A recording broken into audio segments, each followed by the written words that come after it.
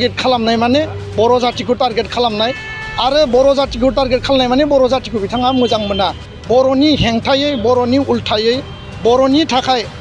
राजनीतिक गादि आरो राजनीतिक पावार आरो लाबालाबनि थाखायल' बाथ्रा सानग्राखायनो बर'खौ गादबनानै गुबुन हारिखौसो बांसिन बोजबनायनि थाखाय सिन्था खालामनाय बायदि आङो बिथांनि स्टेटमेन्टफोरखौ बे साननैसो एनालाइसिसाव आं मोनबाय थादों जों बिथाङा दिनै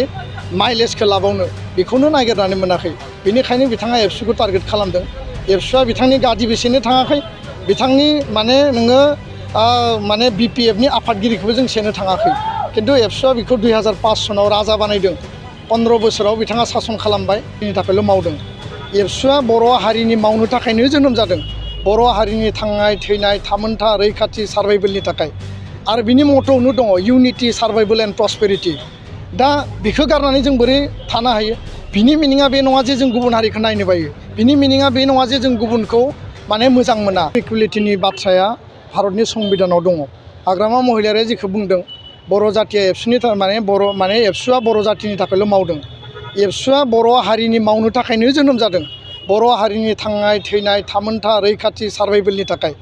आरो बिनि मट'आवनो दङ इउनिटि सार्भाइभेल एन्ड प्रस्पेरिटि दा बेखौ गारनानै जों बोरै थानो हायो बिनि मिनिङा बे नङा जे जों गुबुन हारिखौ नायनो बायो बिनि मिनिङा बे नङा जे जों गुबुनखौ माने मोजां मोना जों गासैबो हारि माहारिखौ लानानै बै समाव आदिबासि सेबा समिति आरो आथिखालाव गासैबो हारि माहारिफोरखौ लानानै बेयाव माने माइन'रिटियानो जा मेज'रिटियानो जा गासैबो हारि माहारिखौ लानानै जों हाबा मावदों दा बेखायनो बिथाङा जिखौ बुंदों बे जाबाय मोनसे बिभाजन सृष्टि खालामनानै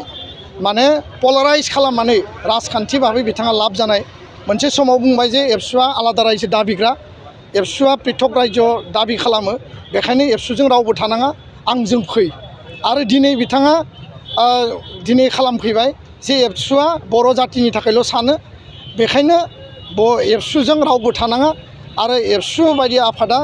जातिनि थाखायल' सानग्राखायनो नोंथांमोना एबसुनिफ्राय गोजान जा बे माने एबसु आरो नन एबसु माने बर' भार्सेस माने गुबुनारि मोनसे माने डिभाइड एन्ड रुल पलिसि खालामनानै राजनितिक भाबै बिथाङा लाबालाबखौसो लानो नागिरनायखौ जों नुदों दा बेखायनो गोदो बर' अना बर' सृष्टि जाबाय दिनै बर' अना बर' गैलिया बबे पलिसिजों बिथाङा दिनै खामानि मावनो बावनो बबे पलिसिजों बिथाङा दिनै माइलेजखौ लाबावनो बेखौनो नागिरनानै मोनाखै बेनिखायनो बिथाङा एबसुखौ टार्गेट खालामदों एबसुआ बिथांनि गादि बेसेनो थाङाखै बिथांनि माने नोङो माने बिपिएफनि आफादगिरिखौबो जों सेनो थाङाखै खिन्थु एबसुआ बेखौ 2005 सनाव राजा बानायदों 15 बोसोराव बिथाङा सासन खालामबाय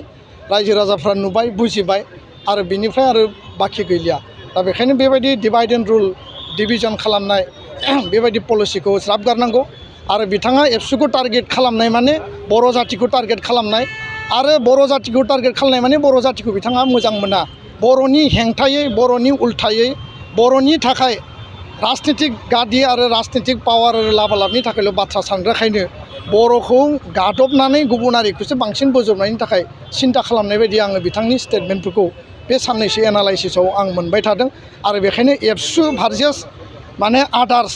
आरो बर' जाति भार्सेस आदार्स बर'नि थाखाय बिथांनियाव जेबो गाबनाय माने बेबायदि आङो नुवाखै आरो बिथाङा जुदि रियेल जातीयताबादि सिन्तानि जुदि सुबुंब्ला जातिनि फारसे अननाय आरो जुदि माने अनसायनाय आरो प्रेम दङब्ला बिथाङा मिडियामनि फारसे दिनै खोथा बुंनांगौमोन बिथाङा बेलेन ब्लकनि एनक्रचमेन्टनि फारसे दिनै खोथा बुंनांगौमोन क'क्राझार लकसभा समस्तिया एसटिनि थाखाय रिजार्भ जानांगौ माने इलेक्सन कमिसन अफ इन्डिया फैबाय बिनि फारसे बियो टुबो शब्द बुङाखै दा बिथाङा बर' जातिनि फारसे बेसेबां दायबद्धता दङ बेसे अननाय दङ ना गादि आरो पावारनि थाखायल' बिथाङा गुबुनखौ माने एट्राकसन खालामनो थाखाय स्टेटमेन्टफोरखौ होयो बेबायदि जोङो नुदों बर' रायजो राजाया बिनि सायाव मोजाङै एनालाइज खालाम गोथौयै बिजिर बेयाव माने थौले मेलेमजों दिनै साननायनि बाथ्रा गैया गोथौयै जों सिन्था खालामनांगोन जातिनि भबिसतनि बाथ्रा दङ गोजोन्थों गोजोनथाव खौरां बङाइगाव मेरिडियान किया मटर्स श'रुमा नोंथांनो लाबोदों गोदान अफार मेरिडियान किया मटर्स श'रुमाव नोंथाङा खम बेसेनावनो किया कम्पानिनि गुबुन गुबुन मडेलनि गोदान गारिखौ लानो हागोन बेनि अनगायैबो मिथिनो गोनां बाथ्राया बेनोदि किया कम्पानिनि 2022 मडेलनि गारिखौ गासै 40,000 रां रेहायाव मोननो हागोन बेजों लोगोसेनो बे शोरूमाव जेखिजाया कम्पानिनि गोजाम गारिखौ सोलाय सोल' खालामनोबो हागोन। दासान्दि बे अफारा सोलिगासिनो दं। मेरिडियान किया मटर शोरूमा सा बङाइगाव साफागुरि रड आगराला देहा फाहामसालिनि साखाथियाव थानाय महामाया हटेलनि अपोजिट साइडआव दं।